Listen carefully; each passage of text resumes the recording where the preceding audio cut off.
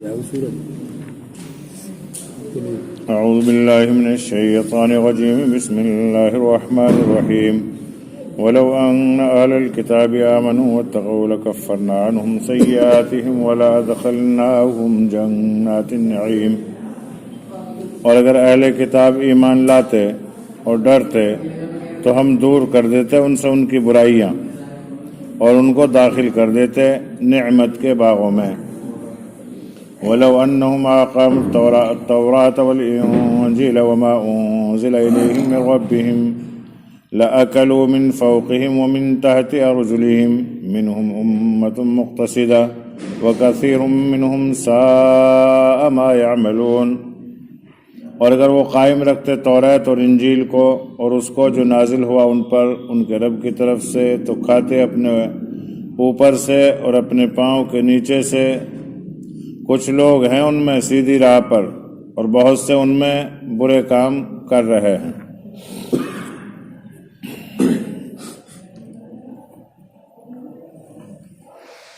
احکام الہیہ یعنی اللہ کے حکم جو ہیں، بعض لوگوں کا خیال یہ ہوتا ہے کہ یہ تو آخرت کے لیے ہیں، نماز آخرت کے لیے ہے، روزہ آخرت کے لیے ہے، زکوٰۃ حج آخرت کے لیے ہے۔ بعض لوگوں کے ذہن میں یہ بات آتی ہے اور بعض لوگ یہ سمجھتے بھی ہیں کہ دین کے جتنے بھی کام ہیں سب مرنے کے بعد کے لیے ہیں۔ مرنے کے بعد تو ان کا اصل نفع ملنا ہے، لیکن احکام الہیہ پر پورا عمل دنیا میں بھی برکات کا سبب بنتا ہے۔ اور یہی وجہ ہے کہ ہم آج آخرت سے غافل ہیں۔ یہ سوچتے ہیں کہ مرنے کے قریب آئیں گے جب کر لیں گے آخرت کے لیے تو کچھ کام۔ بہت سے لوگ ہیں ان سے کہا جائے کہ صاحب حج کر لو، اجینو کا بھی تو بہت سے دنیا کے تقاضے یہ پورے کر لیں پھر کریں گے اخیر میں۔ کہا جائے کہ نماز پڑھ لو، اجینو کو نماز کی بھی فرصت ہی کہاں ہے، پہلے اپنے بیوی بچوں کا دیکھنا یہ بھی تو ضروری ہے، لیکن وہ اس سے غافل ہیں۔ وہ یا یہود کو ہدایت دی گئی کہ تورات اور انجیل کی ہدایات اور انبیاء کرام علیہ السلام کے ارشادات سے ان لوگوں نے کوئی فائدہ نہیں اٹھایا، حرص دنیا میں مبتلا ہو کر سب کو بھلا بیٹھے۔ یہود تو بھلا بیٹھے اور ہم نے آج تک یاد ہی نہیں کیا۔ انہوں نے کم سے کم تورات کو پڑھا تو تھا، انجیل کو پڑھا تو تھا، لیکن ہم ایسے ہیں آج ہم قرآن کو پڑھتے ہی نہیں، بھلائیں گے تو بعد میں۔ ہم نے تو قرآن کو ایسا بھلایا ہوا ہے کہ قرآن کو ہاتھ ہی نہیں لگاتے۔ بہت سے لوگ مل جائیں گے آج بھی دنیا میں آپ کو مسلمان جنہوں نے کبھی قرآن پاک کو ہاتھ ہی نہیں لگا کے دیکھا۔ یہ امت کی تباہی اور بربادی کی علامت ہے۔ جب یہود نہ بچے تورات کو پڑھ لینے کے بعد بھی، تو یہ امت کہاں سے بچے گی؟ جس کلام کو خدائے وحدہ لا شریک نے، رب العالمین نے رحمت للعالمین پر نازل فرمایا ہو، اس سے بابرکت کلام اور کون سا ہو سکتا؟ بھیجنے والا اللہ، لانے والا جبرائیل اور لینے والے محمد الرسول اللہ صلی اللہ علیہ وسلم۔ اور پھر ہمارا یہ حال ہے کہ ہم اس قرآن پاک کو ہاتھ لگانا بھی گوارا نہیں کرتے۔ بہت سے لوگ تو اس لیے ہاتھ نہیں لگاتے کہ صاحب ہم اس کو پڑھنا ہی نہیں جانتے تو ہاتھ ہی کیا لگائیں۔ نوٹوں کی گڈیاں رکھتا ہو، چاہے گننا نہ جانتا ہو، پھر بھی ٹٹول کے ضرور دیکھے گا، الٹ پلٹ کر کے دیکھ نئے ہیں کہ پرانے ہیں۔ چاہے بالکل ان پڑھ ہو، کوئی جانتا بھی نہ ہو، کتنی گنتی بھی نہیں آتی اس کو، پھر بھی گڈیوں کو ہاتھ ضرور لگائے گا، اس کے سامنے ڈال کے دیکھو، الٹ پلٹ ضرور کرے گا، سیدھا ضرور کر لے گا۔ لیکن قرآن پاک کی عظمت دلوں میں نہیں ہے، اس لیے قرآن کو ہاتھ نہیں لگاتے۔ بہت سے لوگ یوں نہیں لگاتے ہم پڑھے ہوئے نہیں ہیں، بہت سے لوگ یوں نہیں لگاتے کہ یہ اللہ کا کلام ہے، ناپاکی کی حالت میں اس کو ہاتھ نہیں لگانا چاہیے، لا یمسہ الا المطہرون، اسے تو صرف پاکیزہ ہی ہاتھ لگاتے ہیں۔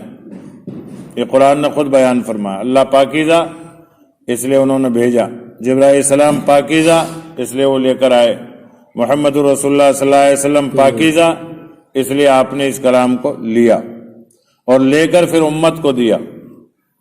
اب یہ امتی کے اوپر ہے کہ امتی اس کو کتنا لیتا ہے، کتنا اس کو یاد کرتا ہے، کتنا اس سے تعلق جو ہوتا ہے۔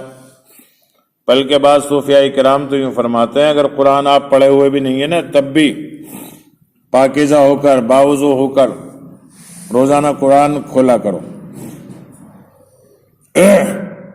آپ قرآن پاک بالکل پڑھے نہیں پھر بھی اسے کھولو، بعض صوفیاء کرام فرماتے ہیں، اور کھول کے کیا کریں؟ شروع کی آیت سے بسم اللہ الرحمن الرحیم، بسم اللہ الرحمن الرحیم، جتنی بھی لائنوں پہ آپ گھما سکو، بسم اللہ الرحمن الرحیم تو عموماً ہر مومن کو آتا ہی ہے، انگلی گھماؤ اس پہ، 1 صفحہ 2 صفحہ 3 صفحہ، آج تم انگلی گھماؤ گے، کل کو اللہ تبارک و تعالی تمہیں اسے سکھا بھی دے گا۔ ایک واقعہ لکھا ہے ایک بزرگ نے، جواہر ہندی کے اندر لکھا ایک واقعہ کہ کسی نے کسی کو قرآن پاک ہدیے میں دے دیا، گفٹ میں۔ کوئی راجا تھا، وہ کسی مسلمان سے خوش ہو گیا کسی بات پہ، انہوں نے سوچا کہ ان کے یہاں سب سے مقدس چیز قرآن ہے، لہٰذا اسے گفٹ میں ہدیے میں قرآن دے دو۔ اب دے دیا اس کو بیچارے کو قرآن گفٹ میں، اب یہ بیچارہ پڑھا ہوا نہیں تھا، اور عموماً جو جتنے ان پڑھ ہوتے ہیں نا، بعض لوگ بعض چیزوں میں قدر کرنے میں وہ ہم سے زیادہ ہوتے ہیں۔ ہم لوگ تو مسجدوں میں زیادہ رہنے والے مسجدوں سے بالکل بے دھڑک ہو جاتے ہیں، مسجدوں کے اصول آداب بھی بھلا دیتے ہیں۔ ایسے ہی جن کا تعلق زیادہ قرآن سے رہتا ہے اور سمجھ زیادہ نہیں ہوتی، وہ بھی قرآن پاک کو بعض وقت بغیر وضو کے ہاتھ لگا لیتے ہیں، جبکہ نہیں لگانا چاہیے۔ تو اس آدمی کو قرآن مل گیا ہدیے میں گفٹ میں، اب یہ اسے لے کے چلا، تو اس نے سوچا اسے رکھوں کہاں، اس نے رکھا اپنے سر پہ، اور سر پہ رکھ کے اسے گھر لے آیا۔ گھر والی نے کہا سر پہ کیا ہے آج؟ یہ اللہ کا کلام ہے، قرآن پاک مجھے فلاں بادشاہ نے گفٹ میں دیا ہے، ہدیہ دیا مجھے یہ قرآن۔ نگا اچھا، نگا تو ٹھیک ہے، لے آئے۔ اب یہ سر پہ لے کے نگے سے رکھیں کہاں؟ اب گھر میں طاق میں نگ نہیں، یہاں تو اس کی توہین ہوگی، پھر کسی طاق میں سوچے نگ نہیں، یہاں بھی توہین ہوگی، نگ الماری میں نگنا، یہاں تو کپڑے وغیرہ رکھے جاؤں سب طرح کے، اس میں کیسے رکھیں؟ یہی ادھیڑ بن میں سوچتے سوچتے صبح سے شام ہو گئی، سر پہ لیے رکھے کھڑے۔ اب عورت نے کہا کہ تم جب سے لیے کھڑے ہو تھک گئے ہوگے، لاؤ مجھے دے دو۔ چلو اب تم رکھ لو۔ اب رات ہو گئی، اب رات میں کیا کریں؟ ایسا کرنا آدھی رات تم رکھو اسے سر پہ، آدھی رات میں رکھوں گا، صبح تک کوئی نہ کوئی ترتیب بنی جائے گی اس کو رکھنے کی، پھر اس کو رکھ بھی دیں گے گھر میں، کہیں مقام بنائیں گے اس کا اونچا سا۔ رات بھر آدھی رات وہ لے کر رکھا، آدھی رات اس نے لے کر رکھا۔ ذرا سی نیند کی جھپکی آئی، ارشاد ربانی ہوا کہ اس کے کلام کے رکھنے کی جگہ تمہیں معلوم نہیں ہے، ہمیں معلوم ہے، چلو ہم اس کو رکھے دیتے ہیں۔ تو وہ قصہ کو لکھتا ہے کہ صبح کو جب دونوں وہ آدمی غفلت کی نیند سے بیدار ہوئے تو قرآن پاک ان کے سینے میں موجود تھا۔ اللہ نے دونوں کو حافظ قرآن بنا دیا قرآن کی عظمت کی برکت کی وجہ سے۔ تو جتنے بھی احکام الہیہ ہیں، ہم ان کو یہ نہ سوچا کریں یہ تو آخرت کے کام کے ہیں، آخرت کے کام میں تو آئیں گے ہی، آخرت میں تو یہ کام آئیں گے ہی، لیکن احکام الہیہ جتنے بھی ہیں ان کے برکات دنیا میں بھی ظاہر ہوتے ہیں۔ یہ آیت شریفہ بتلا رہی ہے۔ یہود کو ہدایت دی گئی کہ تورات و انجیل کی ہدایت اور انبیاء کرام علیہ السلام کے ارشادات سے ان لوگوں نے کوئی فائدہ نہ اٹھایا، حرص دنیا میں مبتلا ہو کر سب کو بلا بیٹھے، جس کے نتیجے میں دنیا میں بھی تنگ دستی کا شکار ہوئے۔ لیکن اگر اب بھی یہ لوگ ایمان اور خدا ترسی کے طریقے کو اختیار کر لیں تو ہم ان کی سب پچھلی خطائیں معاف کر دیں اور ان کو نعمتوں سے بھرے ہوئے باغات عطا کر دیں۔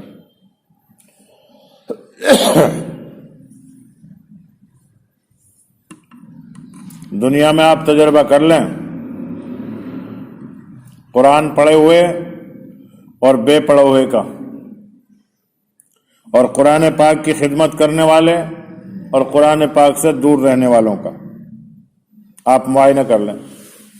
مثال کے طور پر قرآن پاک مدرسوں میں پڑھایا جاتا ہے، مدرسے کے بچوں کو آپ دیکھ لیں، اسکول کے بچوں کو دیکھ لیں، دنیاوی اعتبار سے بھی اسکول میں بچوں کو کیا ملتا کھانے کو؟ ٹفن لے جاتے ہیں اپنا، رات کی سبزی، تازہ تازہ پراٹھے یا گرم گرم روٹی۔ عموماً بہت کم گھروں میں صبح صبح بنتا ان کے لیے کھانا، اور وہ بھی ایک ہی۔ اب مدرسے کے طلباء کی طرف آپ جائیں، مدرسے کے طلباء کو کبھی بریانی، کبھی قورمہ، کبھی دال کی کھچڑی اور عجیب عجیب نعمتیں، انہیں پتہ بھی نہیں ہے کہ صبح ہمیں کیا ملنے والا۔ پتہ چلا کہ صبح پیٹی کی پیٹی آ رہی ہے انگوروں کی، پیٹی کی پیٹی آ رہی ہے سیب کی، آم کی، طرح طرح کے فروٹ، اور ان کو کھلانے والے کھلانا بھی ثواب سمجھتے ہیں، چاہے وہ زکوٰۃ سے کھلا رہے ہوں، فطرے سے کھلا رہے ہوں، صدقے سے کھلا رہے ہوں۔ لیکن اسکولوں میں آپ نے کبھی نہیں دیکھا ہوگا اسکول کے بچوں کو جا کے صاحب دیکھ کی بریانی جا رہی، دیکھ بھر کے جا رہی بریانی فلاں اسکول میں جا رہی، صاحب نہیں جاتی، نہیں دیکھا۔ اور ان کا لباس آپ دیکھیں گے اسکول والوں کا، بالکل قیدیوں کی طرح کسے ہوئے چاروں طرف سے، اور وہی ایک ڈریس۔ اور مدرسے کے طلباء کے پاس، کسی کے پاس کالی ٹوپی، کسی پہ ہری ٹوپی، کسی پہ سفید ٹوپی، اور کسی پہ کس رنگ کی چپل، کس پہ کس رنگ کے جوتے، اور کسی کا جہاں کرتا پھٹا ہوا لیکن نیل لگا ہوا چمکدار، مدرسے کے طلباء۔ اب اسی طریقے سے آپ اساتذہ کو دیکھ لیں، اسکول کے ٹیچروں کا معائنہ کر لیں اور مدارس کے مدرسین کا معائنہ کر لیں۔ اسکول کے ٹیچروں کے قریب سے بھی گزرے گے بدبو آئے گی پسینے کی، اور حافظی ملا جیوں کے پاس سے گزرو گے خوشبو آئے گی عطر کی۔ ایسا عطر لگائیں گے پڑوسی بھی ایک بار تو پوچھ ہی لے گا حافظ جی کہاں سے لائے عطر۔ اور تنخواہ کتنی؟ اسکول کے چوکیدار کی بھی تنخواہ زیادہ ہوتی ہے، اتنی ہمارے یہاں مدارس میں شیخ الحدیث کی بھی نہیں ہوتی اتنی تنخواہ۔ دنیاوی اعتبار سے یہ حالات ہے، لیکن سکون اور اطمینان کتنا کہ اسکول کے نہ طلباء کو سکون ہے اور نہ ٹیچروں کو سکون ہے، اور مدرسے کے طلباء کو بھی سکون، کہتے بیٹھے بیٹھے سو رہے تپاہی پہ، کہتے فجر کے وقت میں اٹھا دیا، سنتیں پڑھ گئے، پھر لیٹ رہ گئے تو چٹائی پہ۔ عجیب معاملہ، یعنی اتنا سکون، اتنا اطمینان کہ پٹتے جا رہے ہیں، سوتے جا رہے ہیں، جبکہ اسکولوں میں پٹائی بھی نہیں ہوتی۔ پھر مدرسے کے طلباء کا سلیقہ آپ دیکھ لیں، کسی بھی مدرسے کے طالب علم سے آپ یوں کہہ دیں ذرا یہ جھاڑو لگانا، وہ پوری جھاڑو لگا دے گا، صفائی کر دے گا، چاہے اسے بیت الخلا صاف کرا لو۔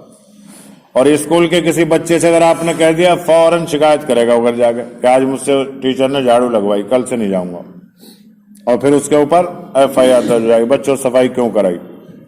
اور مدرسے کے طلباء سے چاہے اساتذہ کے کپڑے دھلوا لو، مہمانوں کے جوتے سیدھے کروا لو، مہمانوں کی مہمان نوازی کے لیے دسترخوان لگوا لو، اور اسکول کے بچوں سے آپ دوسرے بچے کا ٹفن بھی نہیں اٹھوا سکتے۔ اور مدرسے کے طالب علم ایک ہی پورے دسترخوان کو بھی صاف کر دے گا اور سارے بچوں کے برتن بھی دھو کر رکھ دے گا، یہ سارا ماحول۔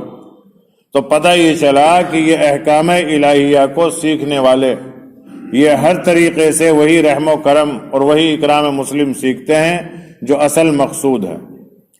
تو یہ اور اس کے علاوہ آپ ویسے دیکھ لیں دنیا کے اندر دیندار آدمی کبھی روتا جھیکتا نظر نہیں آئے گا، چاہے کتنا ہی مقروض ہو جائے، کتنا ہی پریشان ہو جائے، دوسروں کے سامنے روتا ہوا نظر نہیں آئے گا۔ دیندار آدمی جو احکام الہیہ پر چل رہا ہے، چاہے وہ کتنا ہی مقروض ہو جائے، کتنا ہی پریشان حال ہو، روئے گا تو اپنے اللہ کے سامنے روئے گا، عوام کے سامنے تو ایسا دکھائے گا اور ایسا کام کرے گا کہ کبھی بیرون کے سفر ہو رہے ہوں گے اور کبھی جو ہے مقام پہ 4 مہینے 4 چلے 5 مہینے 6 مہینے لگ رہے ہوں گے۔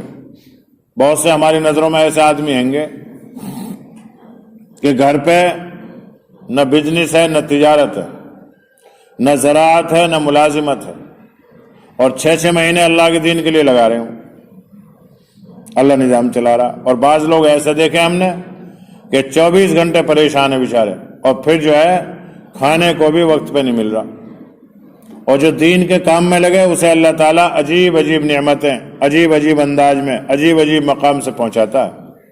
تو اس لیے یہ کبھی بھی مت سوچے آدمی کہ احکام الہیہ آخرت کے لیے، احکام الہیہ کے اثرات تو دنیا ہی سے شروع ہو جاتے ہیں، یہاں یہ آیت شریفہ بتلا رہی ہے۔ اور احکام الہیہ پر عمل کرنے سے دنیا میں تنگ دستی دور ہوتی ہے، اور اگر کوئی غلطی ہو بھی جائے، خطائیں ہو جائیں، تو پھر اللہ تبارک و تعالی ان کو معاف بھی فرماتا ہے اور عجیب عجیب نعمتیں دیتا ہے۔ ان سے بھی وعدہ کیا تھا اللہ نے یہود سے کہ اگر تم تورات اور انجیل اور انبیاء کرام علیہ السلام کی ہدایات اور ارشادات پر عمل کرتے، دنیا کی حرص میں نہ پڑتے، تو تمہارا یہ حال نہ ہوتا تنگ دستی کا۔ آپ تجربہ کر کے دیکھ لیں، دین میں پورے طریقے سے لگ جاؤ، تن من دھن سے، پھر دیکھو دنیا بھی آئے گی، دین بھی آئے گا، تنگ دست ہو ہی نہیں سکتا دیندار آدمی۔ اور اللہ تعالیٰ پچھلی خطائیں بھی معاف فرما دے گا، جو غلطیاں ہو گئی، جو ہم نے دنیا طلبی میں وقت گزارا، اور پھر ان کو بھرے ہوئے باغات عطا فرمائے گا، دنیا میں بھی اور آخرت میں بھی۔ اب احکام الہیہ پر پورا عمل ان کا کیسے ہوتا، اس کو فرمایا وَلَوْ أَنَّهُمْ أَقَامُوا التَّوْرَاةَ۔ اس میں تقویٰ کی کچھ تفصیل مذکور ہے، جس پر دنیاوی برکات، آرام اور راحت کا وعدہ پچھلی آیت میں کیا گیا، اور تفصیل یہ ہے کہ تورات اور انجیل اور ان کے بعد جو آخری کتاب قرآن بھیجی گئی ہے، اس کو قائم کریں۔ یہاں عمل کرنے کے بجائے لفظ اقامت فرمایا اللہ نے، پچھلی آیت میں جو تھا خالی عمل کرنا، اور اس میں فرمایا اقامت، یعنی قائم کرنے کو، یہاں پر اقامت کو لفظ کو لایا گیا۔ مراد اس سے یہ ہے کہ ان کی تعلیمات پر پورا صحیح عمل جب ہوگا کہ نہ اس میں کوتاہی اور کمی ہو اور نہ زیادتی۔ جس طرح کسی عمود کو قائم اسی وقت کہا جا سکتا ہے جب وہ کسی طرف مائل نہ ہو، سیدھا کھڑا ہو۔ قرآن کو امت محمدیہ پورے طریقے سے پکڑ لے، ادھورا بھی نہ پکڑے اور زیادہ بھی نہیں، اس کو کہا جاتا ہے افراط اور تفریط۔ قرآن پاک سے محبت کرے، لیکن ایسی محبت بھی مت کرے جیسے ہم لوگ کرتے ہیں کہ گھر میں قرآن پڑھا کوئی بچہ ہے، اب وہ چلا گیا گھر سے تو قرآن کو اٹھا کے مسجد میں پہنچا دیں، انہوں نے کہا جی اس کی تعظیم نہیں ہو رہی ہم سے۔ بہت سے لوگوں دیکھا بچیاں گھر میں کوئی قرآن پڑھی ہے، اس کی شادی ہو گئی، وہ چلی گئی سسرال، ٹیلی ویژن تو بھیج دیا سسرال، وہ قرآن نہیں بھیجا۔ اب اس قرآن پاک کو لا رہے ہیں مسجد میں رکھنے میں، کیوں رکھ رہے ہو یہاں؟ اجن کوئی لڑکی تھی نا، وہ تو چلی گئی سسرال، ابھی سے کون پڑھے گا، اس کی بے ادبی ہوگی۔ یعنی یہ محبت دکھا رہے ہو، جبکہ محبت نہیں ہے۔ ہم تو جب سمجھتے ہیں کہ لڑکی تو چلی گئی، اب گھر کا سارا سامان بھی مسجد میں لا کے ڈال دیتے، کون برتے گا اسے، کون استعمال کرے گا؟ ایسے ہی جب کرتے ہیں، جب کوئی مر جائے، مرے ہوئے کے کپڑے بھی اٹھا کے پھینک جاتے ہیں، دفن کر دیتے ہیں، اور اس کے بدن سے جو لگا ہوا زیورات ہے اسے اتار لیتے ہیں، اور اس کے رکھے ہوئے جو فنڈ میں پیسے ہیں انہیں نہیں دیتے، کسی غریب کو، کسی مدرسے میں، کسی مسجد میں، ان سے خوب ہاتھ لگاویں، یعنی ناک کی لونگ تک اتار لیتی ہیں عورتیں مرتے ہی، اسے تو رکھ لیں چھپا کے، اور جو اس نے کپڑے پہن رکھے ہیں ان سے نفرت کرتے ہیں، جو گدے بچھا رکھے ہیں ان سے نفرت کرتے ہیں۔ تو یہ سب جہالت کی باتیں ہیں۔ ان میں ہو کیا گیا؟ مرحوم کے اگر کپڑے ہیں انہیں دھو، اور دھونے کے بعد میں میراث میں تقسیم کرو، انہیں استعمال کرو، جیسے ان کا گھر استعمال کر رہے ہو، جیسے ان کے پیسے استعمال کر رہے ہو، ایسے انہیں بھی استعمال کیا جا سکتا ہے۔ ایسے ہی اگر بچی قرآن پڑھی تھی گھر میں، وہ چلی گئی سسرال، اب گھر میں کوئی قرآن پڑھا نہیں ہے، تو ہونا تو یہ چاہیے کہ ہم پڑھیں کہ صاحب بچی تھی وہ بیچاری چلی گئی، اب یہ قرآن پاک یوں ہی رکھا رہے گا، اسے اب ہم پڑھیں گے۔ پڑھو اسے، پڑھنا نہیں آتا سیکھو، اور سیکھنا بھی نہیں آتا تو کچھ دن کے لیے کم سے کم بسم اللہ کی قرآن پڑھ لو، جیسے ان صوفی صاحب نے لکھا ہے بزرگ نے۔ اس سے کیا ہوگا؟ انہوں نے 2 طریقے لکھے ہیں کہ جس کو قرآن پڑھنا نہیں آتا ہو، پاک صاف ہو کے باوضو ہو کے قرآن پاک کھولو اور شروع لائن سے بسم اللہ الرحمن الرحیم، بسم اللہ الرحمن الرحیم، بسم اللہ الرحمن، یہ پڑھو، اور پڑھ کے پھر دعا کرو کہ اللہ تو خوب جانتا ہے کہ میں اسے جانتا نہیں، لیکن یہ تیرا کلام ہے، اس سے مجھے محبت ہے، اے اللہ تو اسے سکھا دے، پڑھا دے۔ وَلَقَدْ يَسَّرْنَا الْقُرْآنَ لِلذِّكْرِ فَهَلْ مِن مُدَّكِرٍ۔ اللہ فرماتا ہے کہ ہم نے قرآن پاک کو سیکھنے والے کے لیے بالکل آسان کر رکھا ہے، تو اللہ تعالیٰ جھوٹ تو بولتا نہیں، تو اس لیے اسے پھر ایسے سیکھو۔ لیکن لوگ محبت کا اظہار کرتے ہیں، جیسے صاحب دیکھو یہ اللہ کا کلام ہے، گھر پہ رکھا رہے گا، بے ادبی ہوگی اس کی، کون کھولے گا، نہیں کھولے گا تو عذاب پڑے گا، اور یہ پتہ نہیں ہے کہ اس کو مسجد میں پہنچانے میں بھی عذاب پڑے گا کہ مسجد میں کیوں پہنچائی۔ تو یہ ہمارے کلام سے محبت تو تھی، لیکن اتنی محبت کہ اسے بالکل ہی دور کر دیا۔ محبت کا تقاضا تو یہ تھا کہ تو بھی مسجد میں آتا اور اس قرآن پاک کو بھی لاتا کہ حافظ صاحب، امام صاحب، ہماری لڑکی پڑھتی تھی وہ چلی گئی، اب آپ مجھے سکھا دو یہ، تاکہ میں بھی گھر میں پڑھتا رہا کروں۔ یہ ہے محبت کا طریقہ۔ لیکن لوگ کیا کرتے ہیں؟ محبت بعض وقت زیادہ دکھا دیتے ہیں، اور بعض لوگ اتنی محبت دکھاتے ہیں کہ قرآن پاک پڑھنے والے چلے گئے، قرآن گھر میں رکھا، اسے اٹھا کے نہیں دیکھ رہے، اس پہ گردہ چڑھ رہا ہے، اس کی بے ادبی ہو رہی ہے، ادھر سے ادھر اسے اٹھا کے رکھا جا رہا ہے، لیکن اسے کھول کے ہی نہیں دیکھ رہے کہ چلو صاحب پڑھنے والے وہ چلے گئے تو اب ہم پڑھ لیں۔ تو یہاں لفظ اقامت یعنی قائم کرنے کا لفظ لایا گیا۔ مراد یہ ہے کہ ان کی تعلیمات پر پورا صحیح عمل جب ہوگا، نہ کہ اس میں کوتاہی اور کمی ہو، نہ زیادتی ہو۔ جس طرح کسی عمود کو یعنی کسی کھمبے کو، کسی سیدھی چیز کو سیدھا کھڑا کیا جا سکتا ہے، جب وہ کسی طرف مائل نہ ہو تب سیدھا کھڑا ہوتا ہے۔ تو اس کا حاصل یہ ہوا کہ یہود اگر آج بھی تورات و انجیل اور قرآن کریم کی ہدایت پر ایمان لے آویں اور ان پر پورا عمل مطابق ہدایت کے کریں، نہ عملی کوتاہی میں مبتلا ہوں، نہ غلو اور تعدی میں مبتلا ہوں کہ خود ساختہ چیزوں کو دین قرار دے دیں، تو آخرت کی موعودہ نعمتوں کے مستحق ہوں گے۔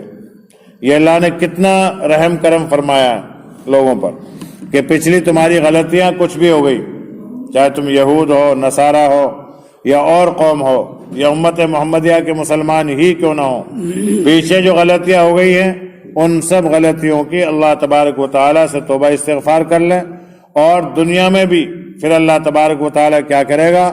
ان پر رزق کے دروازے اس طرح کھول دیے جائیں گے کہ اوپر سے رزق برسے گا، نیچے سے رزق ابلے گا۔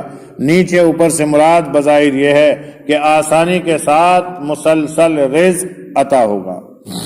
صحابہ کرام رضوان اللہ تعالی مجمعین نے یہ کام کیا تھا، اپنی تمام تر قوت و صلاحیت کو نبی کریم صلی اللہ علیہ وسلم کے فرمودات پر لگایا، تو پھر اللہ تبارک و تعالی نے ان کے لیے رزق زمین سے پیروں میں سے بھی نکالا، آسمانوں میں سے بھی برسا رہا اللہ تعالیٰ۔ آسمانوں میں سے کیسے برس رہا ہے؟ مکہ میں جا کے دیکھو، مدینہ پاک میں جا کے دیکھا آپ، جو فروٹ، جو نعمتیں ہائی فائی کوالٹی کی ہمیں یہاں تلاش کرنے میں نہیں ملتی، وہ مکہ اور مدینہ کی گلیوں میں عام بکتی ہیں۔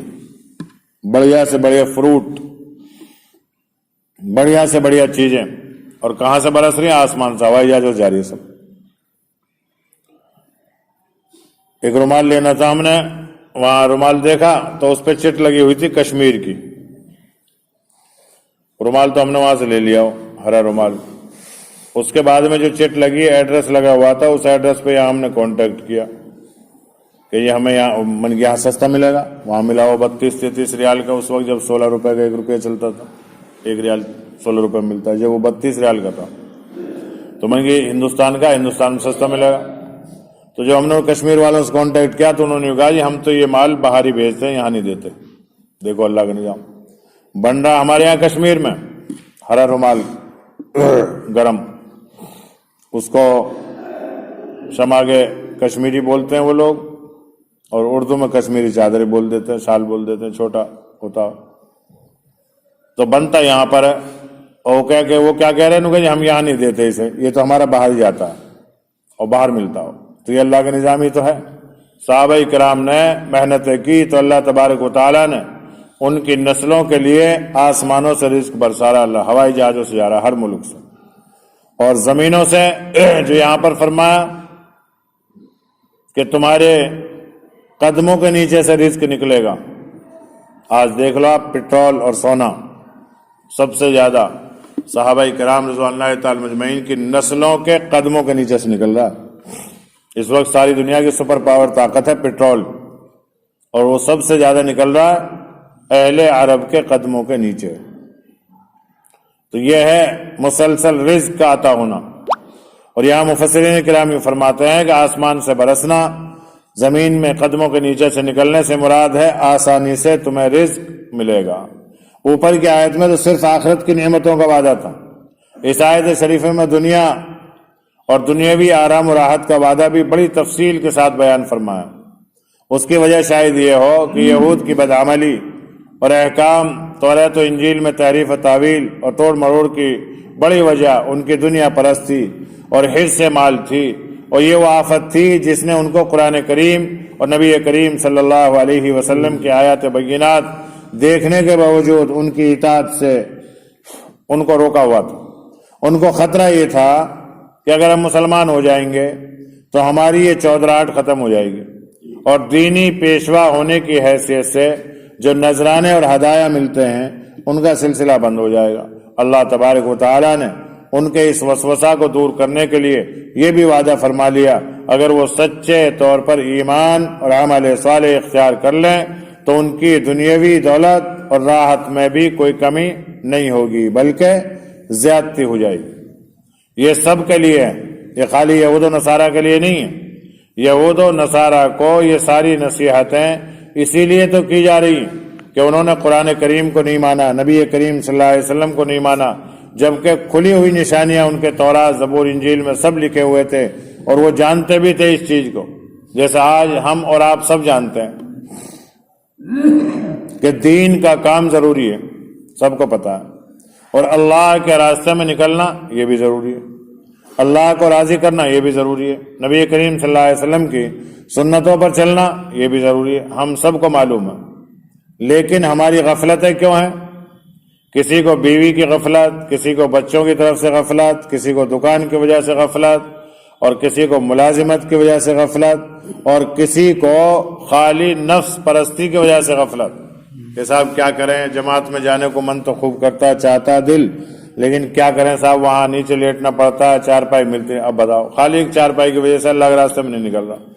اور بعض آدمی رمضان میں اس لیے ہم لوگ نہیں نکلتے, بعض ہی کیا ہم سب کا مزاج یہی ہے, سب کا ہم کا ہمارا, کہ رمضان میں کیوں نہیں نکل رہے؟ اجینوں کے سحری افطاری میں دقت سی آوے کچھ. اب بتاؤ, جب مر جائیں گے جب کیا دقت آئے گی؟ جب سحری افطاری کہاں سے ملے گی؟ جب مریں گے جب کون چارپائی پہ سو لیں گے؟ وہاں قبر میں پڑے رہیں گے, اور وہاں پر جو ہے چارپائی تو بہت دور کی بات ہے, کفن کے علاوہ کوئی اور بستر بھی نہیں ہوگا.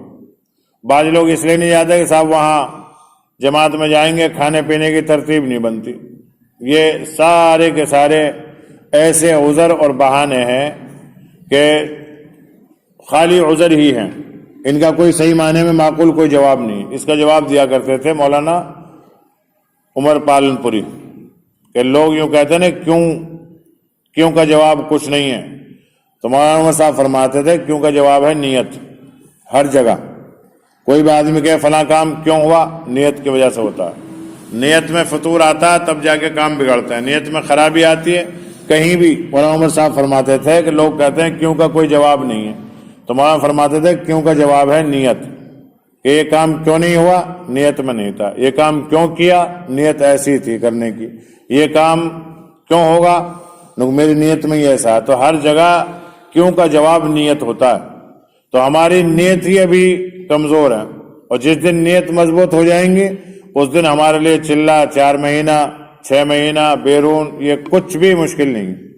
آدمی ارادہ کرے، بس جب ارادہ کر لیتا ہے، پیچھے بتلایا نا جمعہ ان کا حضرت بقی الدین بن مخلد کا واقعہ کہ 750 کلومیٹر دور تھا ان سے بغداد۔